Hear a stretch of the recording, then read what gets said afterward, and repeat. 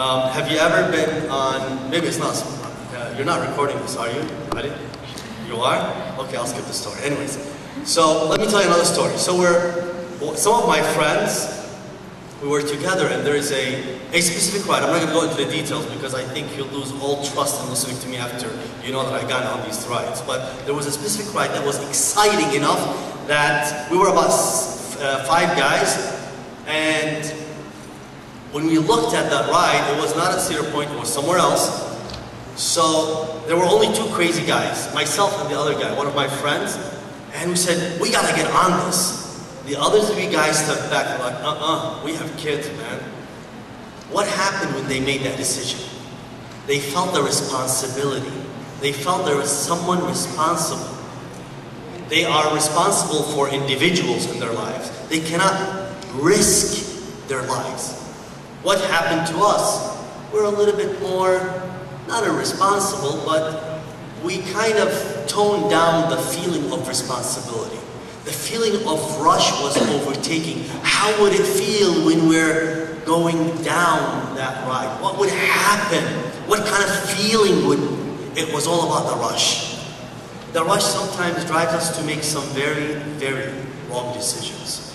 The rush and the feeling of the unknown. How would it feel?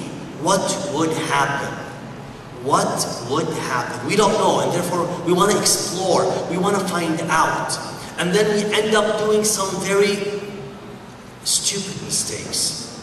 Actions that we wonder, why did we do it in the first place? What if things went wrong? What if so many things could have gone wrong? What if they did? How stupid would we look in front of others? You know, in our hidden closets, we all have done wrong things, mistakes. Very wrong, very, very bad mistakes. But a lot of times do we think, what if other people saw the mistakes that we've done? If other people actually were aware of what we have done, how would they judge us?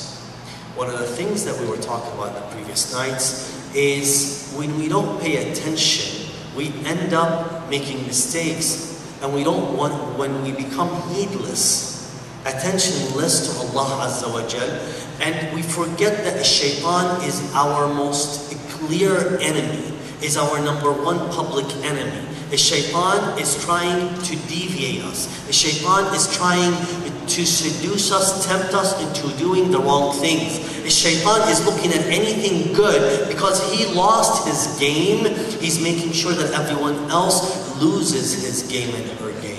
So the shaitan tempts me at everything, him and his soldiers, whether they're jinns or ins, because there are humans who are acting like the shaitan, who are acting evil. They try to seduce you, tempt you, so you do wrong. So what happens in all of this, your mind becomes what? Busy listening to the temptations. What happens when you listen to the temptations? You forget the long-term consequences. What could happen if you're caught? What could happen if things go wrong? Yesterday I talked about something briefly, and I want to expand on it a little bit more today. There are 2 types of mistakes. Dear brothers and sisters, believe me, I care for you. Believe me, it takes time to prepare these lectures. And believe me, I'm extremely busy. But it's because I care for you, and because I care about each and every individual, for I really and truly believe in your value. It is important that you learn from the little that I have to offer, because what I offer is, I've seen experiences around. I've seen people, how they crush their lives. They destroy their lives. They're young men and women with their bright future ahead of them. An example, 26-year-old man. He's a young man, a wonderful professional. He graduated from university, had his master's degree, and got a wonderful, amazing job. The job offer 6 figures. At 26 years old, 6-figure job. He was set. But then one time, he fell for the temptation, and he went out with this girl. And I had to receive this phone call at 2 a.m. in the morning to go and see him at Beaumont Hospital. He just contracted a disease.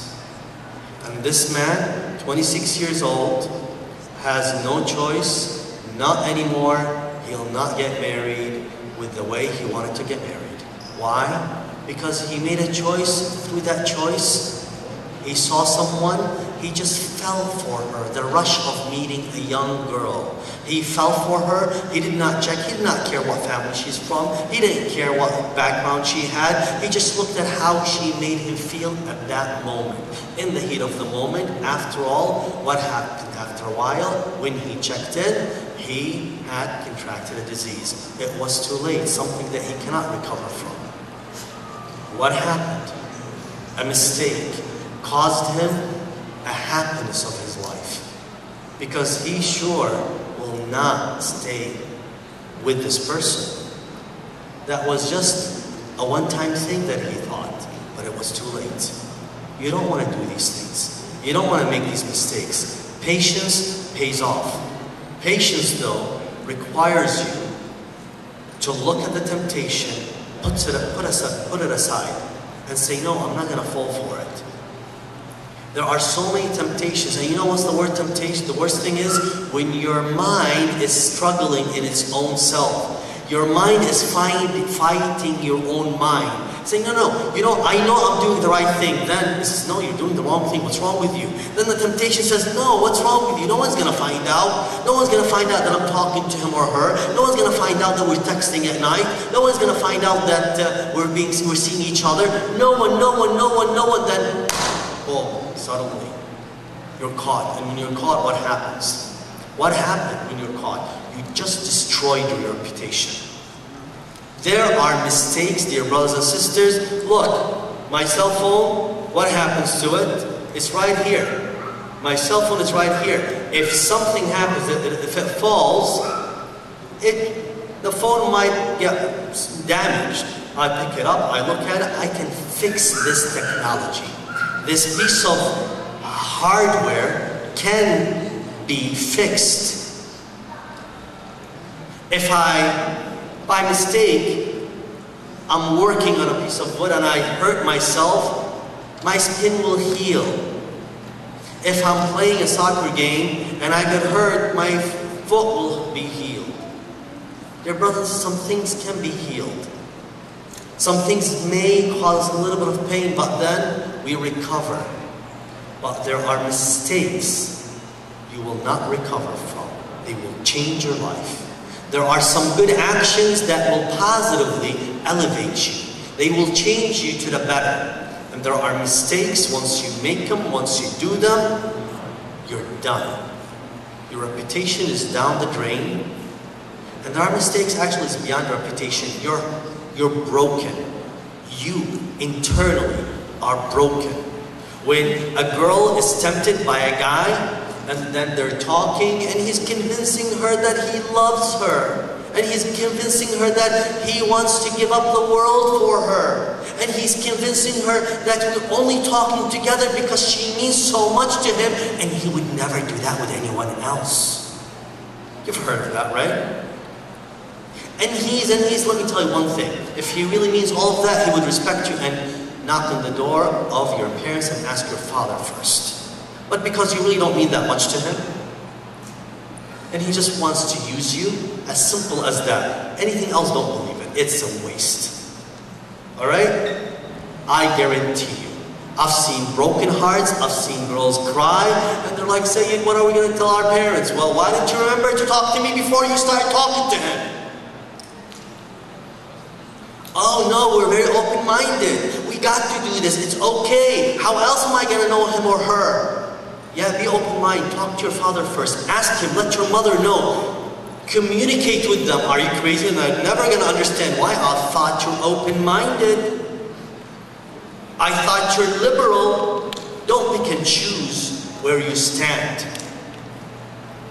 Truly understand, dear brothers and sisters, reputations are important. And don't tell me that they're not. Because you don't know what happened when a reputation is broken. And why do we make these mistakes? Because we're very short-sighted. We don't see the big picture. We don't see the future. We don't see what may happen and how do we protect ourselves from these long-term mistakes. If, God forbid, I go on a wild drive and I don't think of the consequences, and I don't know how to drive a motorcycle. I didn't get enough training, and I get on this bike and I go so fast and I get into an accident and they have to amputate my legs, God forbid. My legs have to get amputated. What happened to me? I lost something I cannot recover. Why did I get to that state? I chose it because I did not get enough training in order for me to know that I should not be driving at that speed without enough training. So what happened? I made a mistake that cost me my leg, and that's irrecoverable. It's done. Some diseases, dear brothers and sisters, cannot be healed. You're done. No one is going to believe it was a mistake, because everyone knows it was a choice you made. So we need to be very careful. These irrecoverable mistakes, we need to be very careful when we are about to make such grief mistakes, that the consequences is a long-term. So Allah Azza wa Jal teaches us the best way. Let me tell you. Some may give you some short-term solutions. What I'm about to tell you is a very long-term, everlasting solution. A solution that will change your life. A solution that will spin things around for you positively. You can run away from people's eyes. You can run away from your parents. You can run away from your friends. You can run away from everyone. But there is one thing that you need to rest assured that you shall never run away from, because He knows everything you do. It is Allah Azza wa Jal. He says, Bismillah ar-Rahman ar-Rahim. The beauty of the Quran, it builds a way we think. And let me tell you, dear brothers and sisters, it's a way we think that will change the way we behave, because it creates a feeling in our hearts. وَاتَّقُوا اللَّهَ وَاعْلَمُوا أَنَّ اللَّهَ بِمَا تَعْمَلُونَ بَصِيرٌ. وَاتَّقُوا اللَّهَ, be pious. وَاعْلَمُوا, and know that Allah Azza wa Jal is well aware of everything you do. Everything. So here, see this verse, what's important for you and I, and what is really hard for you and I, to translate the meaning of this verse so it can be translated in our everyday action. Listen to me for a second. Allah Azza wa Jal knows everything I do. The equation is as such. Give me your undivided attention on this. Allah knows everything. So let's say I am carrying something, I am doing something. I'm carrying on an act. An act that I want to hide. An act that I don't want anyone else to know. I want to step outside the house after everyone slept, or I want to go downstairs where no one is going to see me and turn on the TV and watch something I'm not supposed to be watching. Or no. I want to get online and start instant messaging someone I'm not supposed to be instant messaging. Because after all, you know, no one's going to check on your cell phone if you have instant messaging or not. And you know you can do it and then no one's going to find out. You can install it, take it off, install it, take it off, and you're communicating with someone. What happened here? In the rush of trying to achieve the act of talking to someone, what happened? What was blinded? Because what happened is we fall in love. And when we fall in love, the other party, we need to please them. We're trying to communicate with them. And as Imam Ali ﷺ says, love blinds the eye. And when it blinds the eye, what eye? My eye, the eye of sighting? No, the heart. So what does it block? What is it we don't realize? What is it we don't see? That Allah Azza wa Jal is aware of what you're doing. So let me ask you, if at that moment, when you're doing something you should not be doing, if you were to remember that Allah Azza wa Jal is truly watching, is aware of what you're doing, would you feel shy and embarrassed and say, no, I shouldn't be? God knows. If I'm worried about my mother or father, I should be worried about God more important, right or wrong? Right or wrong? Seriously. You know, let me tell you, if you don't take this thought seriously, I guarantee that you will pay for it. I am guaranteeing you you'll pay for it. And sometimes you keep on paying for it the rest of your life, because the rule the Quran says, no matter what you do in this world, it has an effect and you will pay for it, sooner or later. If you do sometimes, if you're a guy and the girl maybe heads over heels over you, you need to be awake. You need to be aware. You need to say, you know, it's not appropriate, it's not right that I'm trying to seduce a young lady, knowing that I will not marry her, knowing I'm never going to ask for her hand, knowing that I'm not ready for the marriage. Dear brothers and sisters, let me tell you, before you start the love story and falling in love and trying to find the right person, get ready. When you're ready, start looking. If you're not ready, don't start looking. If you're not ready and equipped with the right tools, if you do not have the approval of your parents to even start this marriage process, looking and engaging with a respectful person, respectful lady, don't get into this. Because once you engage a young girl who's religious, who's a believer, with the intent, knowing it's not going anywhere, knowing you're going to break her heart, knowing you're cheating her out of what is right, what's going to happen at the end? You think God Azza wa Jal, God the Almighty, will let you go like this? You think you're so smart and you're so cool and full of it that God is going to let you hurt an innocent girl and let you live life without making you pay for it every single day? Allah Azza wa Jalla, He says that He is Aziz wa Shadid al-Iqab. He is so severe in punishment. Why? And He, Allah Azza wa Jalla, is fair and just. It's a responsibility. Both genders hold that responsibility. And sometimes it starts innocently. It ends up tragically. And that's why Allah Azza wa Jalla in the Holy Quran and through the narrations of Ahlul Bayt alayhi salam, they warn us on how we mix together as men and women. They tell us we need to be aware. We need to be very careful. The giggling, the laughing, the mixing, the looks, the way our eyes, we need to be very careful what it looks at, where it goes. Some of us, let me ask you, some of us will never ever think of committing adultery. Adultery, a'udhu billah. I'll never commit adultery. But the Imam Islam tells us, hold on. Your eye may commit adultery.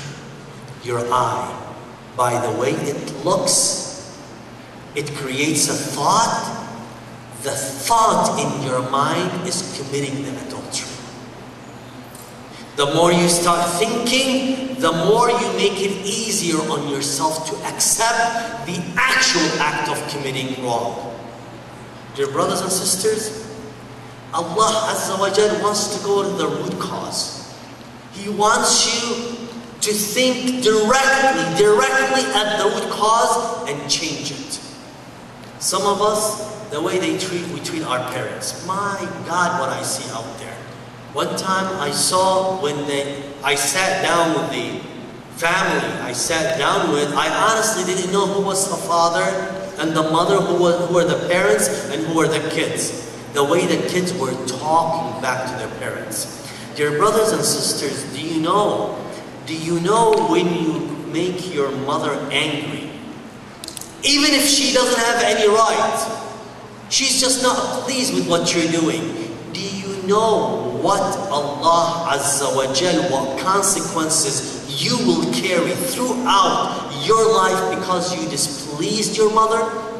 If you know the status of a mother in your life and how your life and what happens to you is dictated by how your mother is pleased with you, I guarantee you will change your life to make sure that you do nothing but please your mother. When Allah Azza wa Jal, through the Holy Prophet Muhammad sallallahu alayhi wa sallam, says it very eloquently, that the heaven is under the foot of the mother. What does he mean by that? It means that you will never ever be able to see the heavens if your mother is not pleased with you. When was the last time you took the time to give attention to your mother? And this is not something, by the way, don't let it get in one ear and go out the other. These are things you have to do. You have to take care of. The mother, and then the father. Rasulullah ﷺ always insisted, and he put so much emphasis. You don't know until you are a mother, dear ladies, dear sisters. Until you yourself become a mother, you don't understand the agony you put your mother through and what she feels towards you and how much she cares about you and how much she's thinking until you become a mother. And dear brothers, until you become the father, you don't understand the headache and the agony you put your parents through. It's your father, your mother. Why? Why? Just because I want it my way? What is your way? What's good about your way? You're just exploring life. Your parents, what they try to do is what? Show you from their experience what they have seen so you don't repeat their mistakes. So why is it you don't listen? So why is it you must make life hell for them? Allah Azza wa Jal tells you one thing. As I mentioned yesterday I mentioned the verse. وَلَا تَكُونُوا كَالَّذِينَ نَسُوا اللَّهَ. And do not be like those who forgot Allah. What was the consequence? فَأَنْسَاهُمْ أَنفُسَهُمْ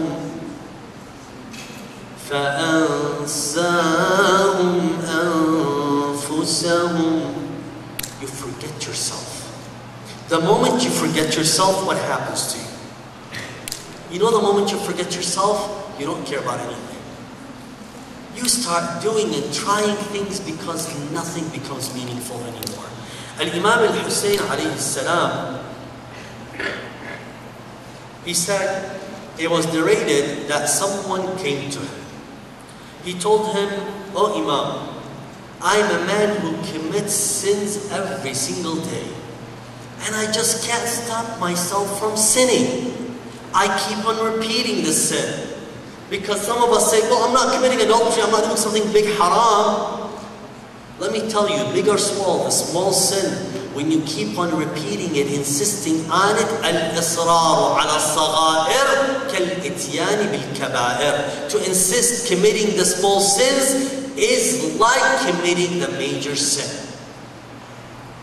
So the man asked the Imam alayhi salam, he asked him, he said, give me an advice. Teach me something. He said, do 5 things and sin as much as you want.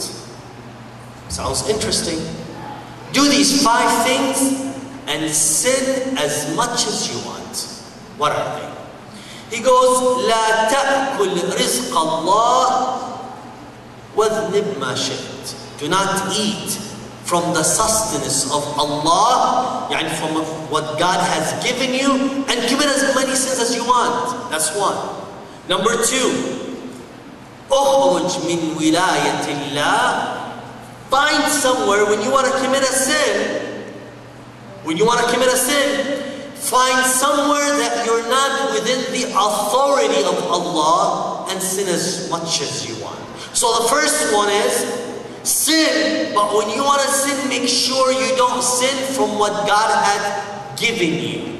Secondly, sin somewhere where God has no authority over you. And then he goes and find a place where God does not see you.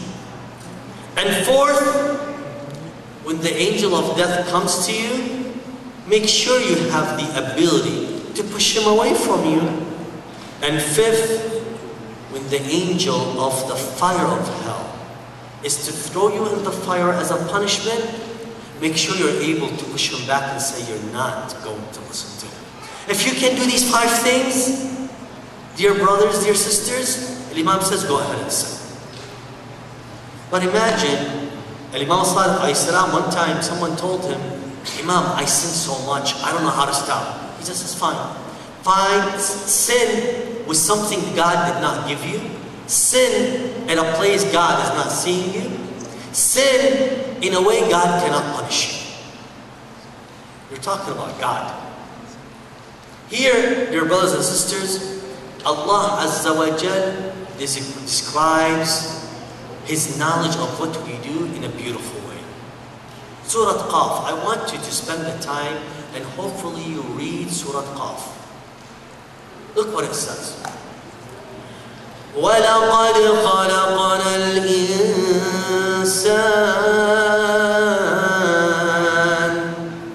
And we created mankind. Allah says, we created mankind.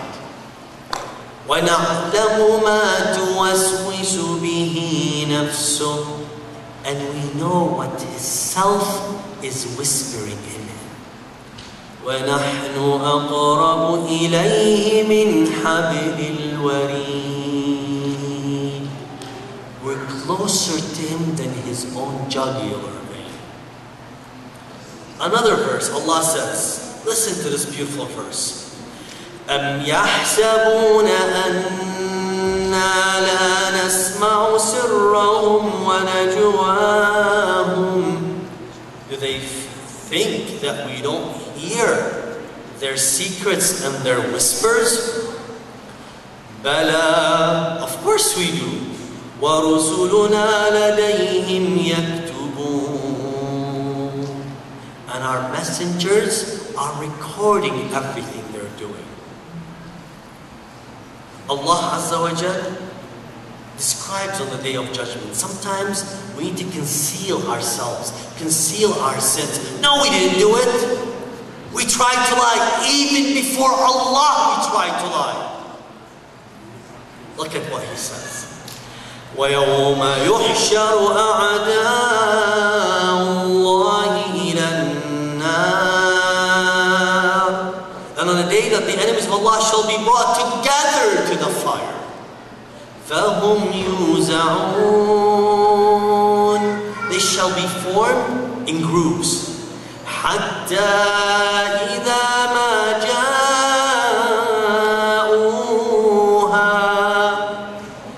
Until when they come to it, what happens? Man will be fighting, will say, no, I don't deserve to do this. No, I did not do this. No, I did not walk to the club. I did not drink the alcohol. I did not gamble. I did not sin. I did not commit the wrong thing. I did not lie. I did not deceive. I did not commit wrong. But what happens? شَهِدَ عَلَيْهِمْ سَمْعُهُمْ. Who will be the witness against you? Your own ears. Yeah, you used to listen to the music. Don't lie. وَأَبْصَارُهُمْ. And their eyes. You used to watch that movie. Don't lie. وَجُلُودُهُمْ. And their own flesh, their own skin. will witness against you. بِمَا كَانُوا يَعْمَلُونَ, with everything they used to do. Then we will yell at each other, at our own selves. وَقَالُوا لِجُلُودِهِمْ لِمَ شَهِدْتُمْ عَلَيْنَا. Man will be yelling at his skin, why did you witness against me? قَالُوا أَنطَقَنَا اللَّهُ. The skin will talk and say, God made us talk. الَّذِي أَنطَقَ كُلَّ شَيْءٍ. He who made everything speak and talk. وَهُوَ خَلَقَكُمْ أَوَّلَ مَرَّةٍ وَإِلَيْهِ تُرْجَعُونَ. And He, God, the one who created you in the first place, and to Him you will be back. Then He said, وَمَا كُنْتُمْ تَسْتَتِرُونَ. And you did not veil yourselves. Don't lie to yourself. Don't kid yourself. Don't fool yourselves.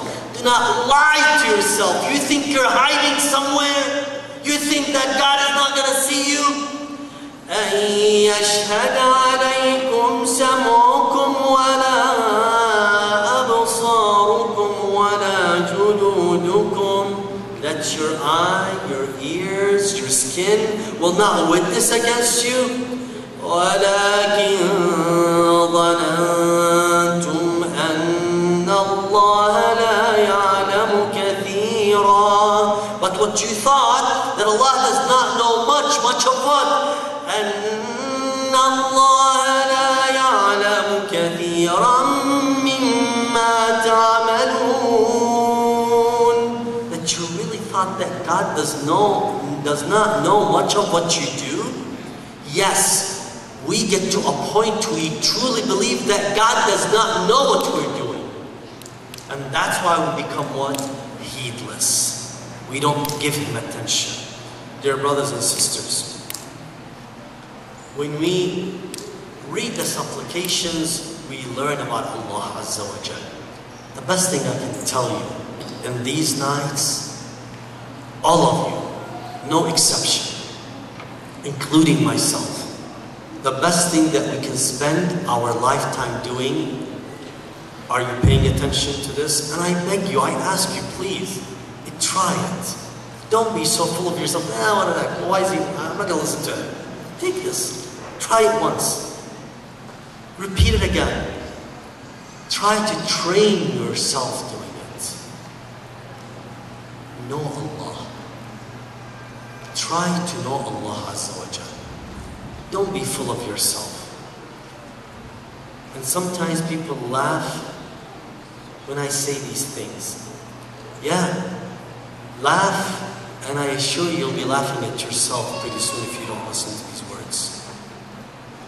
When I say it out of certainty. I don't say something here because maybe it would work. I don't know, try it. No, I know it will.